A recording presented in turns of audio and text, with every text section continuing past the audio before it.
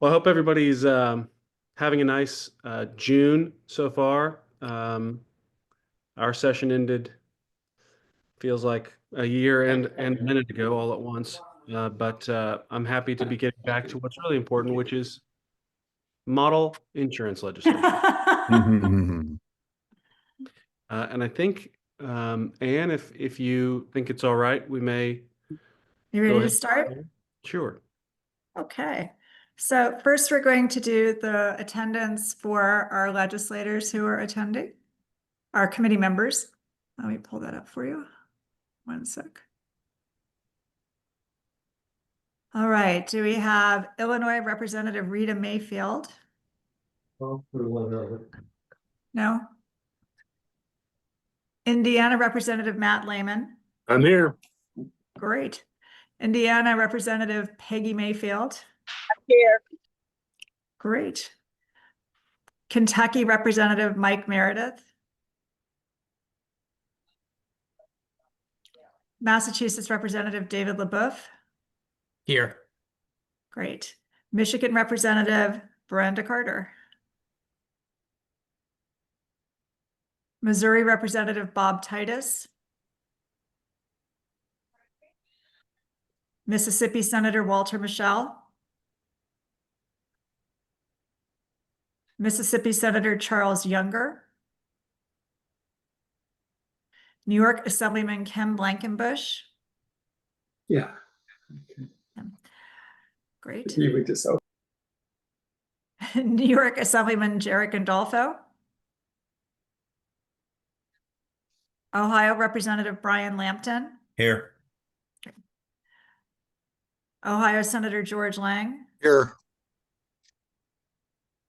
And Oklahoma Representative Mark Tedford.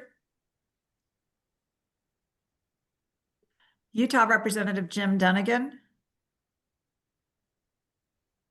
And West Virginia Delegate Walter Hall. All right. Is Vice Chairman Walker president? Walter Hall, excuse me, I'm here, Sorry, present. You're here, Walter? Yes. Okay, thanks. And then is our co-chair here from Senator Walker from Georgia? I think that's a no. And we have our chairman. Senator Walker's here. Somebody was walking over me. I don't know who that was. It was probably me. I'm sorry. Showed up as Edmund Jordan, I guess. Oh, then it wasn't me. So, all right. Edmund Jordan is here as well. Okay, great. Thank you. And we have our chairman here as well. Yes, I know. I am here. I thought I saw you. And now we have other legislators here. A Connecticut Representative Ali Brennan. Connecticut Senator Paul Honig. Florida Representative Kevin Chambliss. His office Georgia is present, yes. I'm sorry? His office is present, yes. Oh, okay. Thank you. Thank you. And Georgia Representative Sandra Scott. Iowa Representative Brett Barker. Kentucky Senator Donald Douglas. Kentucky Representative Jim Gooch. I'm here. Great. And then Kentucky Representative Erica Hancock. Maryland Delegate Courtney Watson. New Mexico Senator Natalie Figueroa. New York Senator Pan Helming. New York Assemblyman David Weprin. And we have, I'm sorry. And then we have our Louisiana Representative Evan Jordan. Are there any other legislators on the line that I missed? Mike Klein's from Kentucky. Great. All right. Anyone else? All right. So, Mr. Chairman, we do not have a quorum, so you'll need to go ahead and ask for a motion to suspend quorum for this meeting? Would anyone like to move that we suspend the quorum requirement for this meeting? If so, please say, I move. So moved. And And now who is that? I Second. think, is Second. that George who said that? Senator And- Walker made the motion. Thank you. And their seconder? I'll second. Okay. And I'm sorry, who is that who seconded for Was us? Walter Hall. Walter Oh, Hall, West Virginia. Thank you, Walter. Appreciate it. Yes. There you go.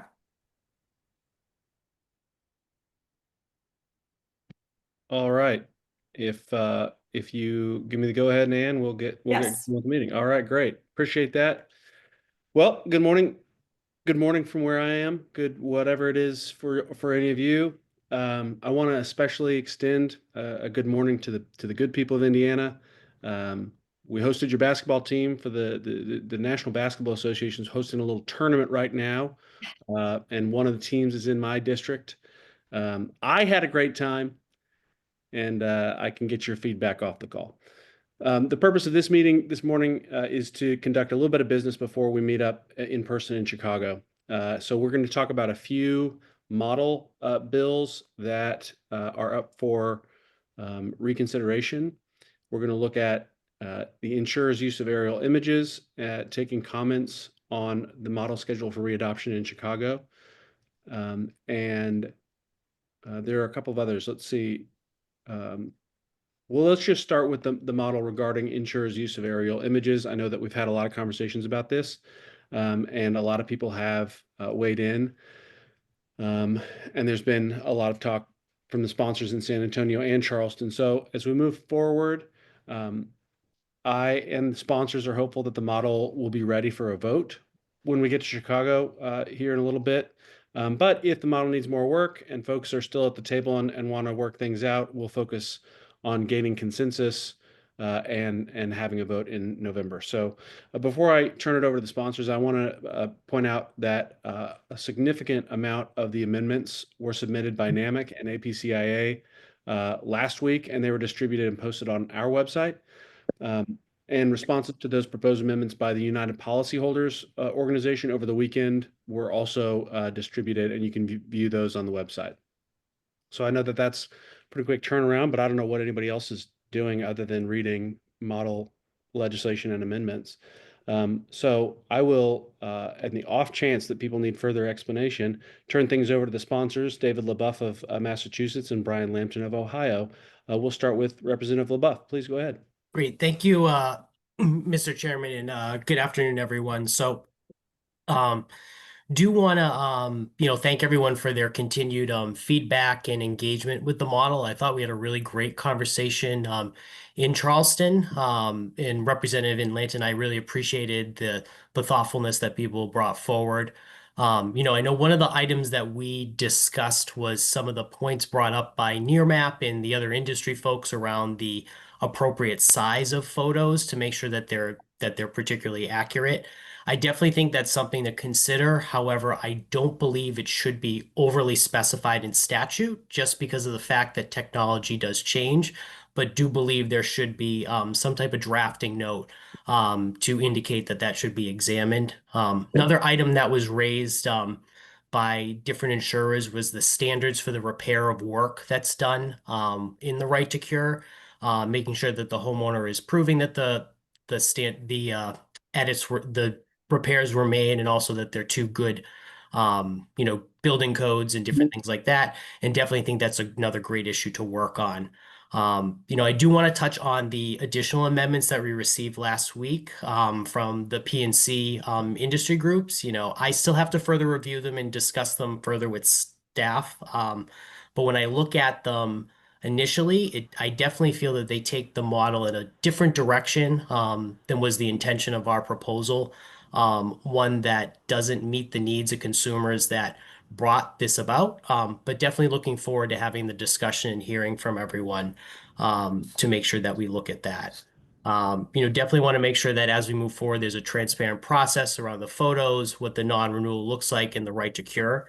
And so I will turn it back to you, Mr. Chairman, and look forward for the continued discussion today. Thank you, David. Appreciate that. Representative Lambton, would you like to add anything? Yeah. Oh, I'm live. Okay, very good. Yes. Thank you, Mr. Chairman. Thank you, Representative LaBeouf. I'd also like to thank NAMIC and APCIA, if I'm saying those initials correctly, for their input. I have had some opportunity to review those, although we're still in session and we're battling a budget that's due at the end of the month. So my time is relatively short until we get finished with that stuff. I also agree with the, not specifying photo sizes in statute. I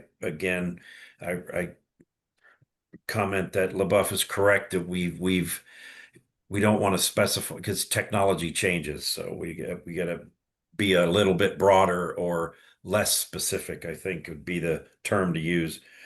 One other item, and I do look forward to continuing conversations. I think we'll be able to put something together here and hopefully be ready for Chicago. I submitted an amendment having to do with aerial, specifically the use of drones and drone imagery. Mine was a bit off the beaten path of this bill because it had to do with privacy and permission, if you will. And so we agreed that this isn't the bill or the time or place for it. So we're just going to let that sit, I think, at this point. So I hope to continue our great conversations with our industry partners and come up with something that we can all be I don't want to say happy with, but satisfied with to move forward for Chicago. Thank you, Mr. Chair. Thank you, Representative. I appreciate your hard work and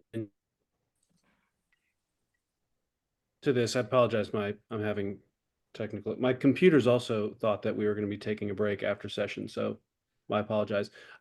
As always, I move into comments from interested parties and then legislators after that. And so I want to make sure that the interested parties get their chance. I plan to start with United Policyholders, Representative Joel Loucher, and then I see Paul Martin as well in the queue. So we will start with Joel if he's around, and then we'll go to Paul.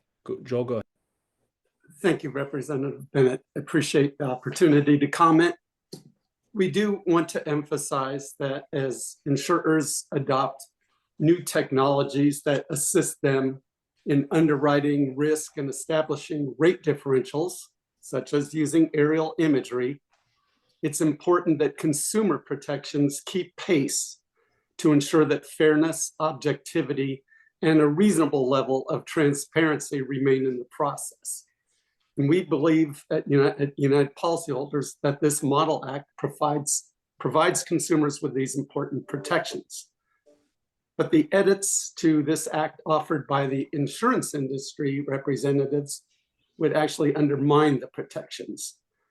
I think we all understand that the current property marketplace is a challenging one for industry and consumer alike. As insurers tighten their underwriting restrictions, consumers cross their fingers in hope that the notice they have received in the mail from their insurer is a renewal offer.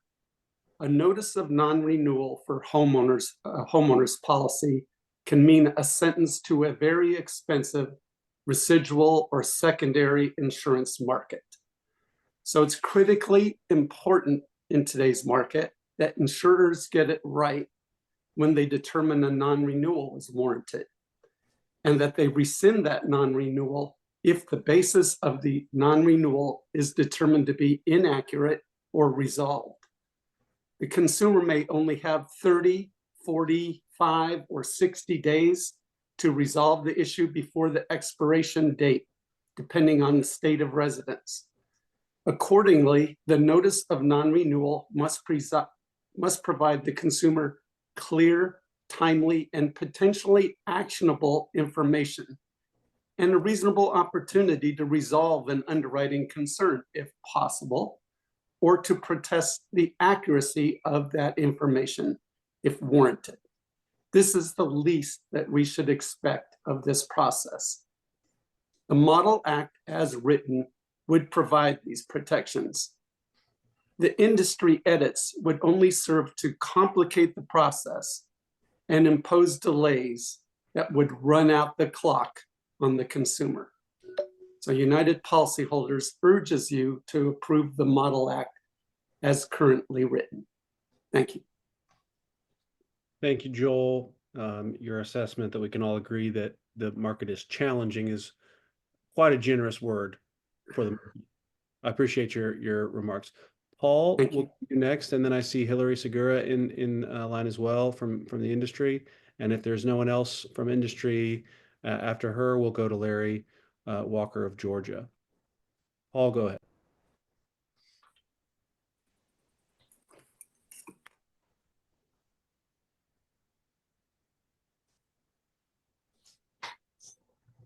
We can't hear you, Paul, but I'm sure. Awesome.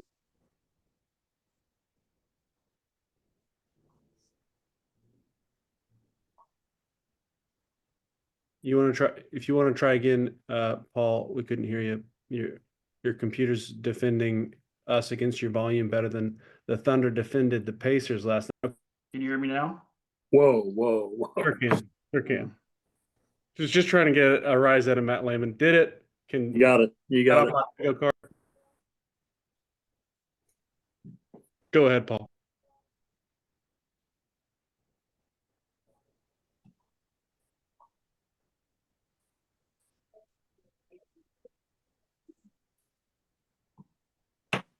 I also see we've got Wes Bissett. Wes, we always do this dance, and you'll go after Hillary if we can get Paul back online. Here he is. Okay, Paul, Can you're. you hear me now? There we go. Okay, sorry. That's what I get. I'm not an IT guy. I apologize for that.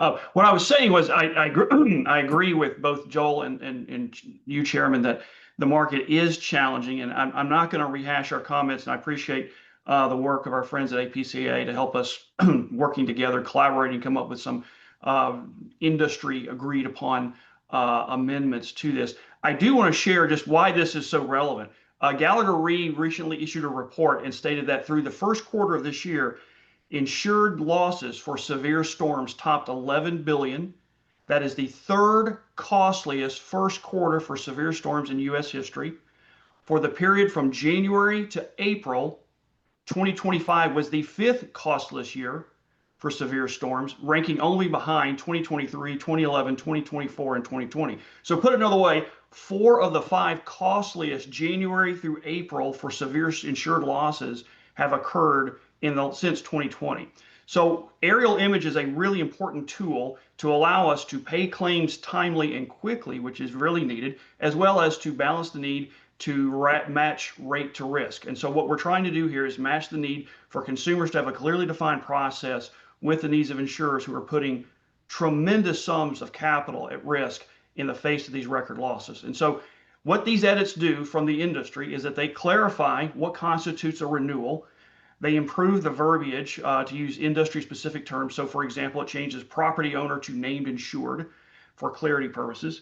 It insurers provide information, requires insurers to provide information about how policyholders can go about requesting copies of the images at issue.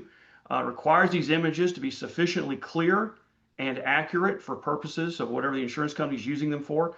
And it reconciles the period of cure with the existing law pertaining to non-renewals. I think it is important to remember that even with our edits, a named insured still has access to the photographs or the images, whatever you want to call them, when a policy is being non-renewed. They still have access to a process to cure and provide documentation on how they completed that repair work that is necessary. And it still allows policyholders to report errors in images. So we think that with our amendments, it strikes the right balance between what the consumers need and the insurance companies who are dealing with these losses and putting tremendous amounts of capital at work for the industry. Thank you for your comments, Paul. Hillary, please go ahead. Sure. Thank you, Mr. Chairman. Hillary Segura with APCIA. I will try not to drone on too long today. I got that. really wish everyone wasn't on mute. I would have liked to have heard the groans. I should have saved that perhaps for the Chicago meeting. But I do have some comments. I appreciate the sponsors taking a look at our amendments. Joel, I appreciate your comments. APCIA has been working with NAMIC to work on industry amendments. One thing that wasn't in our amendments that I do want to mention before I get into some of the specifics is it does seem that this is geared more towards homeowners. And it seems even in United Policyholders' comments, that seems to be where it is. I would recommend that we make that clear that this isn't geared towards commercial policies, that this is more of a homeowner's issue. So I just wanted to bring that to the forefront. To address some of the comments that United Policyholders had regarding our amendments, regarding the date stamped photo requirement. So that's going to require an integration between the photo application and the compliance system that generates non-renewal notices, and the articulation of what steps the property owner can take to reverse the insurer's decision would convert a semi-automated process into a very manual process, which eliminates any efficiencies to be gained from using aerial images in the first place. To include date-stamped copies of images relied upon for decision would be operationally challenging and expensive. Proactively sharing photos that show up the specific conditions could add significant IT and programming efforts, which ends up increasing costs to all insureds. Currently, the images are provided upon request. Also, providing specific steps that the property owner may take to bring a risk into underwriting compliance would be extremely challenging and expensive. Carriers don't want to be in the position of advising policyholders on repairs or remediation. When we're taking a look at the time frame, I know policyholders is saying 12 months. Images which provide clarity and accuracy, regardless of age, should be the standards for their use in assisting insurers with their decisions. The preference is for this to be changed to 24 months in order to capture the cases that some rural areas have less frequent refresh of images, and in conjunction with the 12-month policy terms. When we're taking a look at kind of the information that's provided, every insurance company already has an underwriting department and processes to allow consideration for new information. Aerial imagery does not create a need for a separate process or a separate appeal process. This is already currently in existence. Also, I know in the comments, United Policyholders had suggested that if our amendments were accepted, they would urge the model to be scrapped. We would also support scrapping the model, as it would place different requirements on insurers that use aerial imagery compared to carriers that do not utilize that technology. One of the reasons admitted insurers are unable to timely adjust their rates is due to delays in obtaining rate approvals from insurance departments. Insurers need to charge an appropriate rate for the exposure. We disagree that the section would provide a minimum number of days to cure.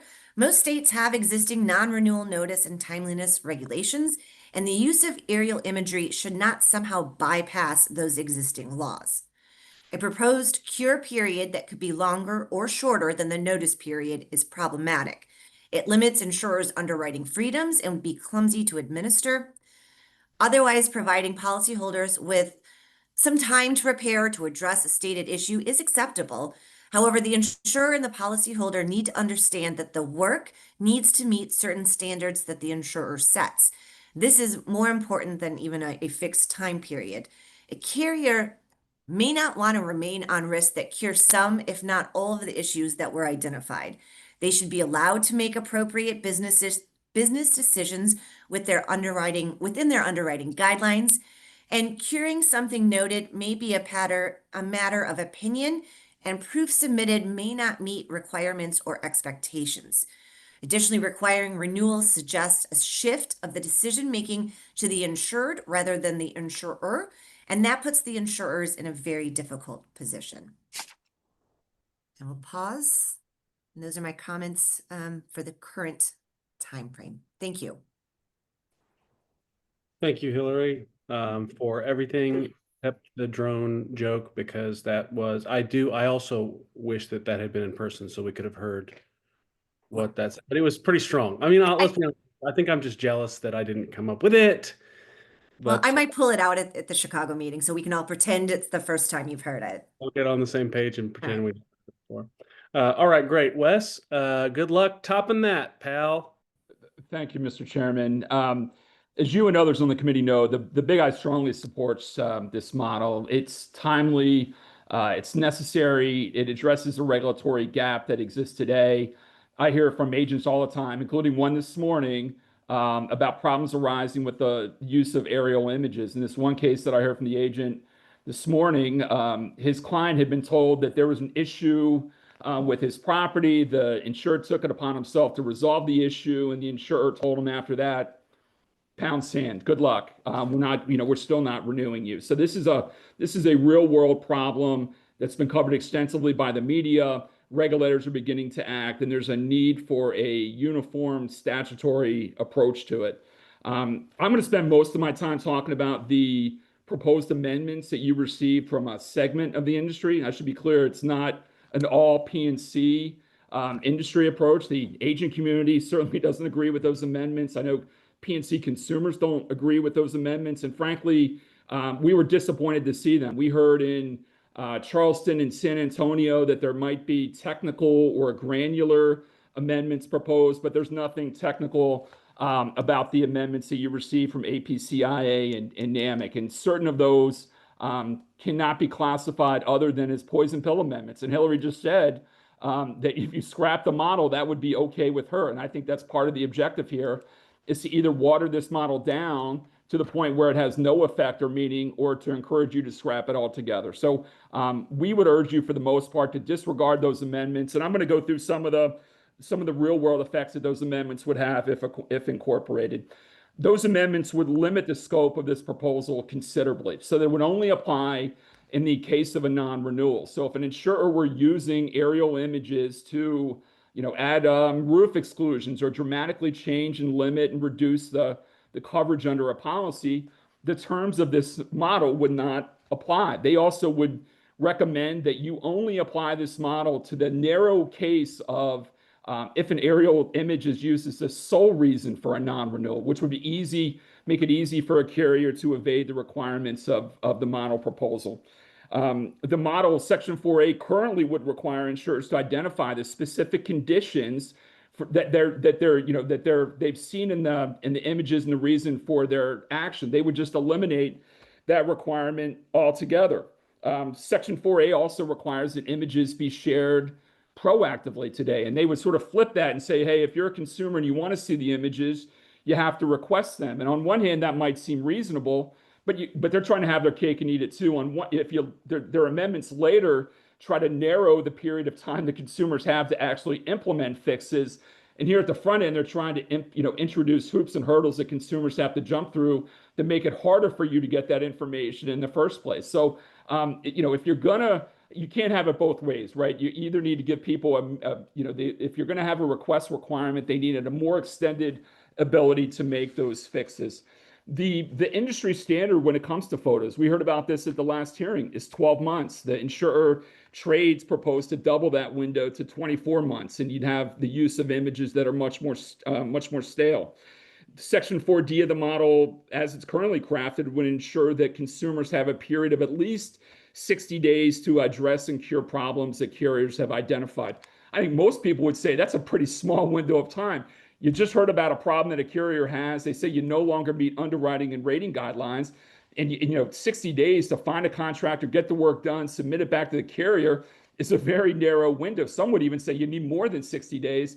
The carrier response is to try to limit that and for some reason tie it to the notice provision, which is just an effort to narrow the period of time that people have to act, because there are states that only have a 30-day non-renewal disclosure period, which is far, just as an aside, is far too short anyway. It should be 60 if at a bare minimum, but they're trying to narrow the period of time that consumers have to act.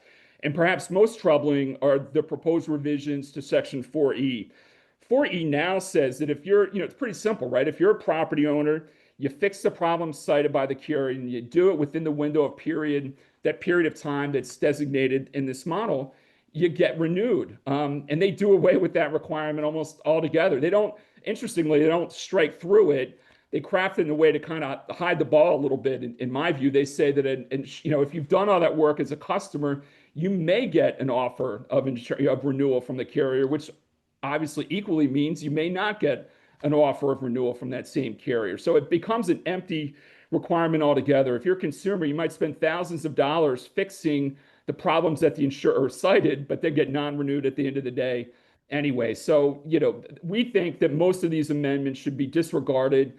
If there are clarifications or true fine-tuning, true technical amendments that need to be made, we are happy to be part of that conversation. We do think there are some things that could be clarified, but most of these revisions that have been proposed and shared with you today are really just poison pill amendments that would dramatically underline what I think the intention of the sponsors and the concerns of the agent and consumer community are today.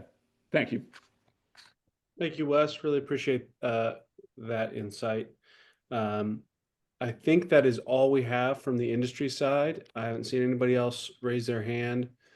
So we will go now to my vice chair, Larry Walker from Georgia. Thank you, Mr. Chairman. I'll try to be brief. I'm an independent insurance agent, and this is a real problem in Georgia with the particularly non-renewals of homeowners and using various means to determine that by the carriers. I think they're just wanting to reduce their overall exposure in Georgia, and they're using this aerial imagery as a reason to do that. I drafted some legislation in Georgia this past session and decided it'd be wise to wait on the model bill coming out of NCOIL, which I hope will get passed at the summer meeting. But my thoughts for Georgia are to make it fixed wing aircraft only, to make it be automatically sent to the insured if there's any kind of adverse underwriting decision remotely based on the aerial imagery. They got to automatically send it to the insured. It's got to be timestamped. It's got to be current within 6 months, was my thinking, not 12. I could probably live with 12. I don't want my consumers and my constituents to have a bunch of drones flying around their neighborhood, not knowing what the heck it is. So we don't want to, I'm okay with using drones for, after a claim to inspect a roof, but where the homeowner knows that that's what they're there doing. But anyway, pretty much what Wes said is how I feel about it. Just want to put that on the record and let the industry people know where my head's at. Thank you. Appreciate that, Larry. And one more thing, Mr. Chairman, we've changed our non-renewal statute on homeowners this past session from 30 days to 60 days. And I would recommend all the states look at doing that. 30 days is not, in this market in particular, and with the US mail the way it is, I would suggest everybody go to a 60-day non-renewal minimum on homeowners. Thank you. Appreciate that. Would you mind extrapolating a bit on your fixed wing requirement? I mean, I also come from a state, arguably in the South, where I think of a lot of drones in the sky equals target practice for some of my rural friends. And I wonder if that was a consideration for you, or what motivated the fixed wing only? Well, the technology is certainly there. I think most carriers are using fixed wing anyway to do this, but there's so much, it's so invasive, I think, with a drone, and we've got statute already on the books in Georgia regarding privacy and use of drones over a private residence. And if carriers were to try to do that, it might be in conflict with what we've already done. But I just think there's a lot of paranoia and conspiracy theories and legitimate privacy concerns with drones. And I don't think we need the industry using drones to do aerial imagery for underwriting. Now, again, if it's in response to a particular claim and it's limited to a particular property and the property owner is aware that they're going to, instead of climbing up on the roof, they want to take pictures with a drone, I'm very favorable to that. I think that's a good use of that technology, but yes, in target practice, certainly. I appreciate that. Representative Lehman of Indiana. Thank you. And go Pacers. All right. So I know you're back on our turf now for a couple of games. Yeah, I like the model, the where it's at right now. And really, I think when you look at my history of NCOIL has been, these models come out based on what we're seeing in the marketplace. And this model is basically a result of what carriers began to do with aerial photography of roofs. They began to non-renew. They gave no way of correcting. Those were hard, fast non-renewals. And it just shifted this to, hey, we got to do something about this. That's not good public policy. So as legislators, we're there to make good public policy. I think the draft, the way it is good public policy. I do think there's some technical things we can tweak here and there, but I want to address a couple things that have been said. Namek, I think, Paul, you brought up the amount of losses. I'm not going to argue that. I think we have absolutely seen some of the worst storm damage we've had in years. On that also, though, we've had 2.5 years of double-digit rate increases. So premiums are going up as well. So the losses may be increasing, but what are those loss ratios? We've seen a lot of our carriers for the first time in 24 begin to hit below 1% and 100% combined. So I think you're seeing bigger claims, but you're also seeing more premium coming in as well. So we got to be aware of that. On the personal versus commercial, I want to be a little cautious here because I think I want to go look at our transparency bill a couple of years ago, and we're kind of going down the same path. Transparency bill said, hey, we're going to shift it to the consumers. Consumers want to know, they can ask. We went to a little more less information than what we were wanting at that time. Very similar to what I'm seeing the shift here. But also we left commercial out because they're not doing any of that. Well, now they are. And we're seeing a lot more commercial technology algorithms used in underwriting. And so I think, is it going to be long before they begin to use aerial imaging in commercial? So I'm not real excited about immediately cutting off that commercial path. And then I'll say this, I think the reality of this is, from the timing of being able to cure, et cetera, is if in this market we're in right now, if you're going to non-renew me because of my roof, I probably don't have another market, period. Like Larry said, I'm in the business as well. I don't have a carrier that will take me. My option is the fair plan. So I'm going to go and triple my premium to have probably less coverage, less broader coverage than what I was leaving, even if I make the commitment to fix. Now, I know in Indiana, I called my contractor and I said, how long until I could put a new roof on? 90 days till I can get to you. In my area, we're a rural area, 90 days till I can get to you. What's the balance here? How do we say, look, if I make that commitment, whether it's a down payment on that or whatever, if I make that commitment, why is it that I have to go to the fair plan before I can go back into the market? That's not good public policy, in my opinion. So again, I think the way that the draft is now is fair. I'm okay with, like I said, a couple of technical tweaks. And I'll second what Larry said about the notice of non-renewal. I think Indiana, we got ours pushed back to 45 days. It should have been 60. But I think there needs to be some standard in that as well. I think I'll leave it at that because I think the other people have hit on the other issues I've had. And with that, Mr. Chairman, those are my thoughts.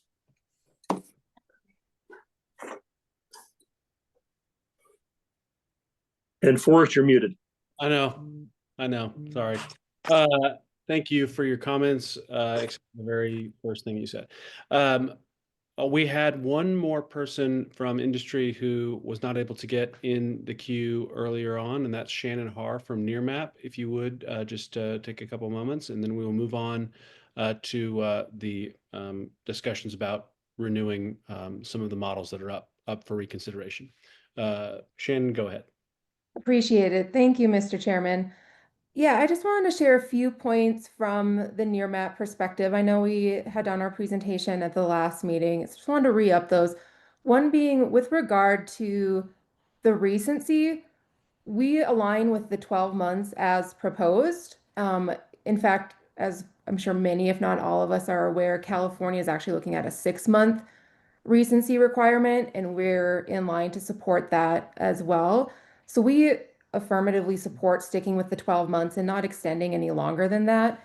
The other point I wanted to address was there was questions around our suggestion of adding a 7.5 centimeter resolution requirement. The reason for that is there is a marked difference between even going to 15 centimeters to 7.5 centimeters. So it's not necessarily the size, it's about the resolution and the usability of the data that you can obtain from that resolution. Again, we had noted this in our prior presentation, so I just wanted to reshare it and make sure everyone was clear on the reason behind it.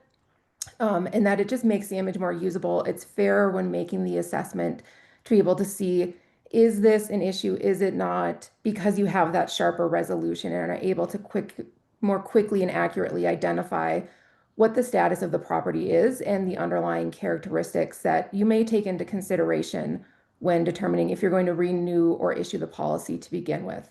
Those are the couple of points I wanted to share. And with that, I turn it back to you, Mr. Chairman. Thank you for letting me jump back in. No worries, Shannon. Thank you so much for your comments. All right. Well, so that kind of concludes the conversation around that for now. Obviously, there are further conversations to be had. And I anticipate between now and the summer meeting that David and Brian will be fielding a lot of conversations from folks. So with that, I just want to see if either representative has any closing remarks they'd like to make. David has gotten in the queue, so go ahead, Representative, and then we'll hear from Brian if he wants to. Yeah, great. Thanks, Mr. Chair. And no, again, thanks everyone for the contribution to the contribution to the conversation. I definitely share the sentiment of many of my colleagues on this committee around, moving with the technical amendments. I think substantively, it is in a good space, and I think hopefully we'll be, I'm ready, and I don't want to speak for my colleague, Rep. Lampton, but I'm sure we're on a similar page that this should be moved forward in Chicago. Do just want to make a quick clarification comment around the image resolution. I think we're in agreement, Rep. Lampton and I, around a drafting note to indicate a minimum in a clarity size. The hesitation about putting it in statute is that if you put something in statute and the technology changes, as an aside, I'm dealing with a bill to remove the word microfilm from a statute because there's a microfilm shortage, and our registry of deeds in Massachusetts are required to put every document on microfilm. And that was put because the word is in the statute, and the Secretary of State won't let them use other types of duplication processes. So that's why I'm cautious on that, but definitely creating those clarifications, giving the guidance for the implementation of the bill, I think is definitely within our scope. And so that's where the drafting notes come in. Thank you, Representative. Representative Lampton, is there anything else you'd like to add? I have a question, I guess, if I may, with the NAMIC and Hillary's folks. And that is, we know carriers are using the fixed wing aerial images for a multitude of things. For example, in my agency, one of my carriers was using it to identify swimming pools. And if we look at the homeowner policy and we discover that we did not put that liability charge on that policy, yet the image shows that there is a swimming pool, that we need to add that surcharge, if you will. My question is regarding the images that are purchased or used by the carrier, what percentage of those will then end up that information from that aerial image is going to result in a non-renewal in part or in whole due to that? So I'm curious about just kind of some basic statistics of, are we talking about 10%, 30%? What percentage of when you purchase these pictures that actually end up getting these folks actually end up getting non-renewed or whether it's in part or whole as far as the decision goes to non-renew somebody? I'll take a first stab. Representative Lampton, great question. Don't know the answer. Obviously, it's going to vary from company to company just for a whole host of reasons. What I will promise to do for you is to visit with our membership and see if we can come up with some number. I don't know that I can promise one to you, but I will certainly make the ask and see if we can come up with some information there.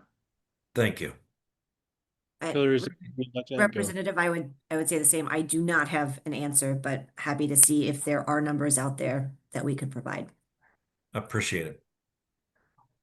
I appreciate this whole conversation, and this is evidence that that the authors are willing to listen to folks, and that industry is willing to contribute. So please do that between now and Chicago, so that we can move forward with this if it looks like everyone can come to an agreement.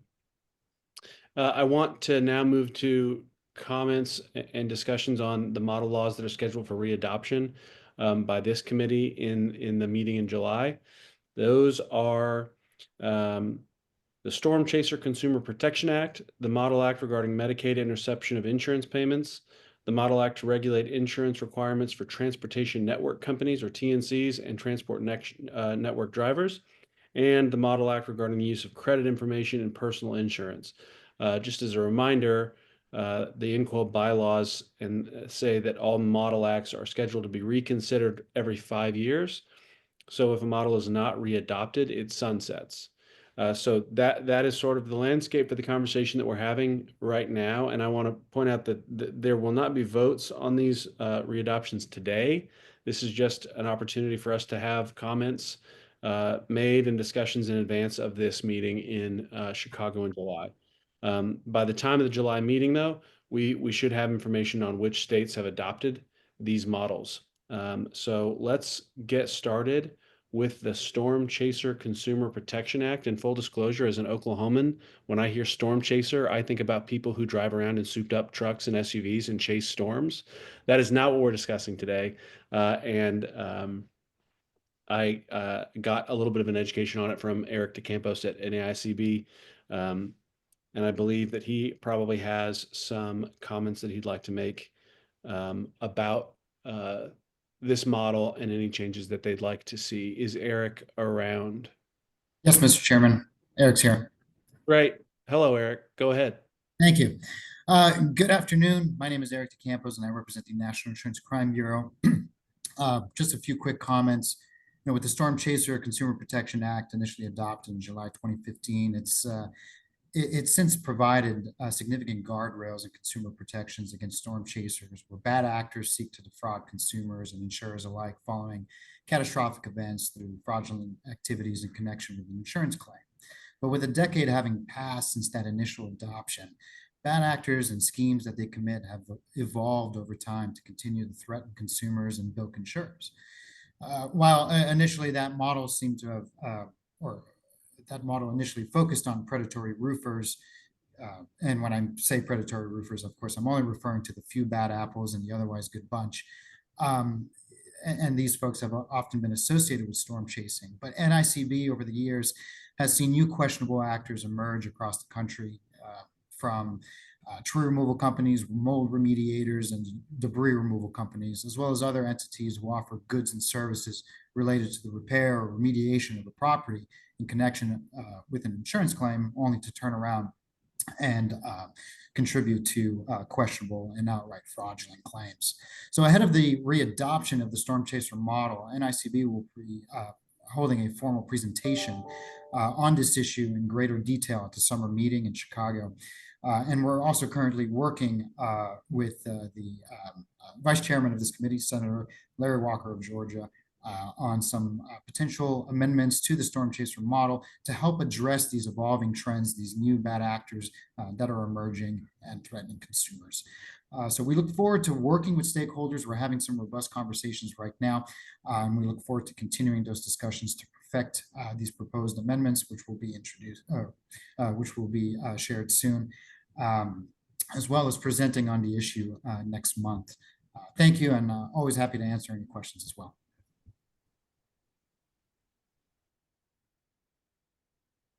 Thank you, Eric. Once again, having technical issues over here. I appreciate the time that you gave me earlier today and that conversation just now. It looks like we will go with industry first and then legislators. I see Ethan Wilson, just a gadfly here, never really gets in and talks, just a shy guy. So I'm really proud of you for getting in. Change. Thank you, Mr. Chair. Good to see you. Good to see everyone. I just want to echo some of Eric's comments. I want to thank him for being just a great partner in this on behalf of the associated builders and contractors. We will be continuing to take a look at some of this. We had a really, really good call with Eric just to kind of figure out where exactly NICB is coming from on this. It makes a ton of sense. And on behalf of ABC, we may have some comments moving into Chicago. We're still running some traps with our members and some of our chapters in the States. So I just want to get on the record that as an interested party, the Associated Builders and Contractors looks forward to working on this with NCOIL moving forward and making it better. So thank you all.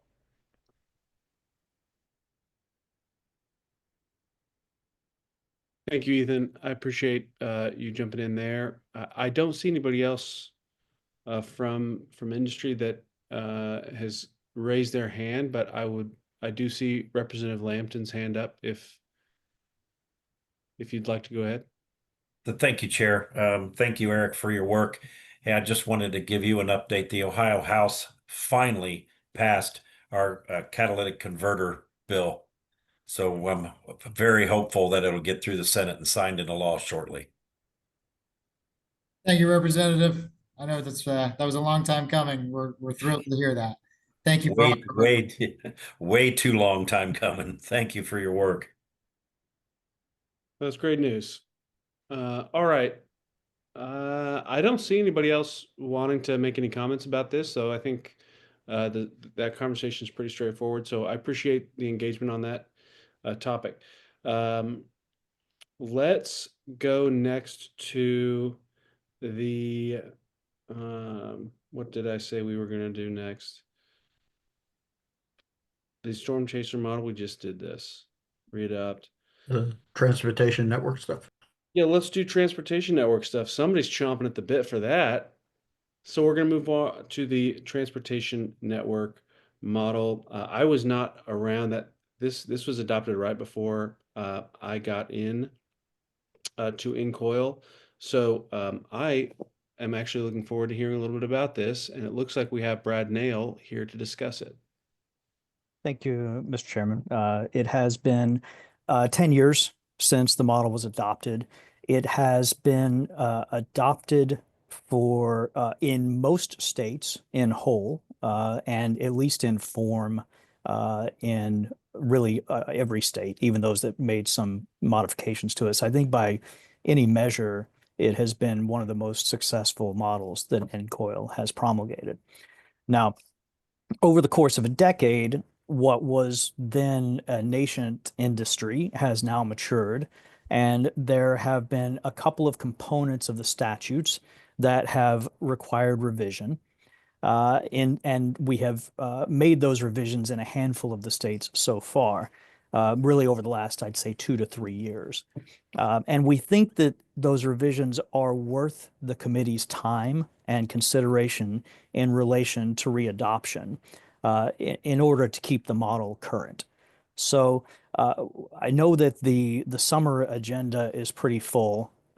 So we're hoping that there's a possibility of a short-term readoption of the model and then scheduling a full discussion of some potential revisions to the model when the time allows for that. And we, of course, will keep in mind that this model was the product of a lot of work between the TNCs and the property and casualty insurers.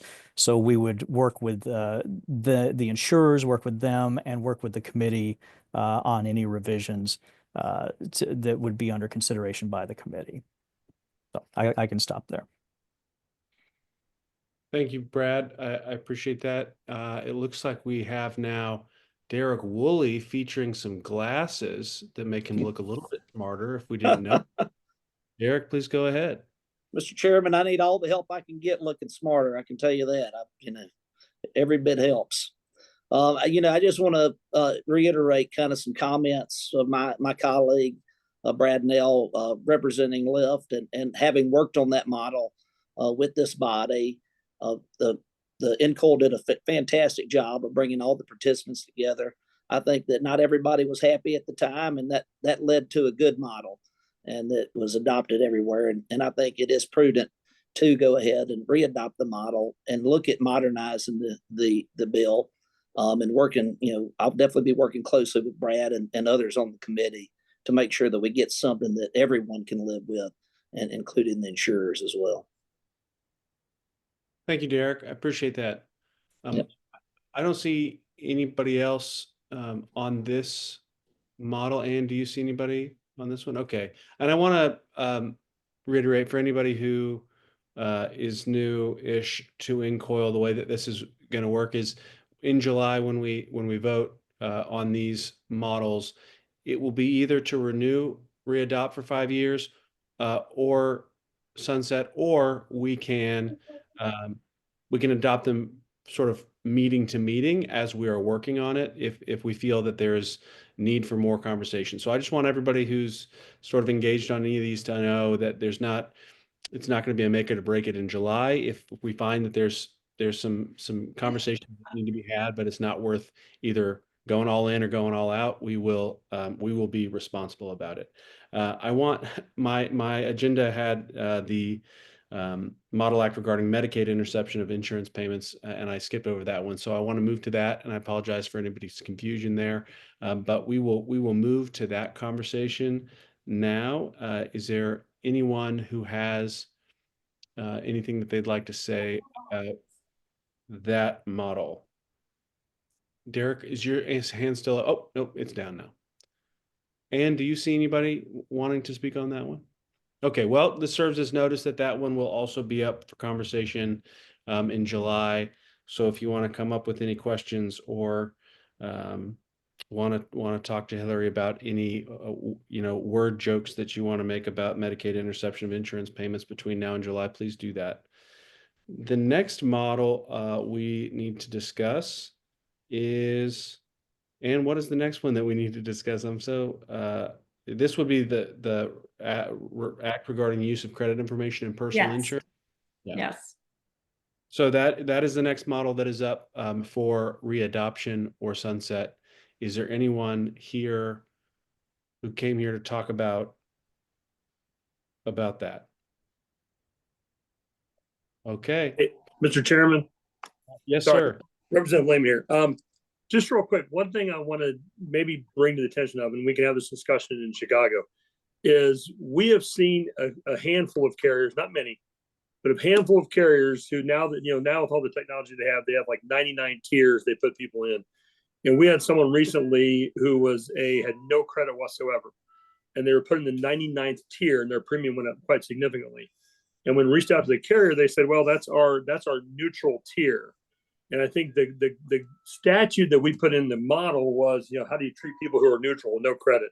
I think we need to have maybe a small discussion possibly about when we readopt this too. Are we clear in our statutes? How do you treat someone with no credit? Because the advice from the carrier was they should go out and get a credit card and then create some credit. That way they get a better tier. That's not proper advice, in my opinion. And so I think we need to have that discussion. I agree with that, Representative. Thank you so much for that. All right. If there is no further discussion about this model, we find ourselves at the end of the agenda, which I'm sure is just a bummer for everybody. Mr. Chairman, can I? Sorry, maybe it's a pacer thing where I just keep right at the very end making a big winning shot. So, but I know at our CIP meeting, there was some discussion about possibly opening up the travel insurance model regarding some of the health carriers or life carriers, and that we talked about, we'd take that in consideration. I don't know if you've had a conversation with anybody, but maybe that needs to be discussed also in Chicago. Sure. And I may follow up with you between now and then to hear a little bit more about that. I unfortunately missed the CIP meeting, but that sounds like an interesting topic. Yeah. If you're into this kind of and thing. Again, we don't have to talk about it today, but I think that's an issue that we'll bring up. And I know I had Representative LeBoff and Representative Lampton and was there, and Will was there. So there's enough people there that remember that conversation. It shouldn't take us, but really didn't seem like there was any objection. So that could be something we could take care of in a matter of minutes. Great. That sounds great. Well, I appreciate that. All right. If there is no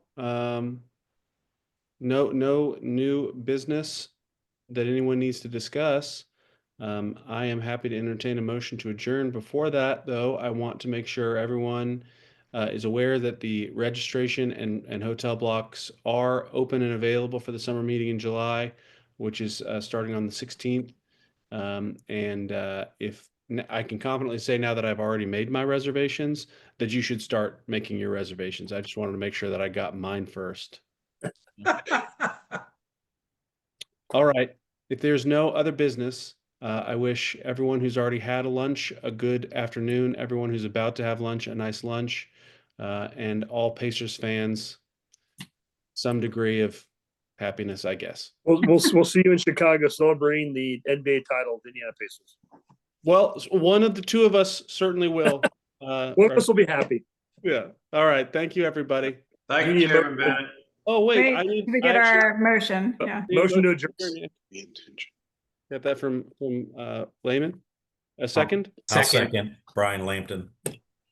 Lampton and LaBeouf both seconded. All right. That's the ayes have it, and we will end this call. Thank you, everybody, for being here. Thank you. Thank you, Chairman. Thanks, everyone.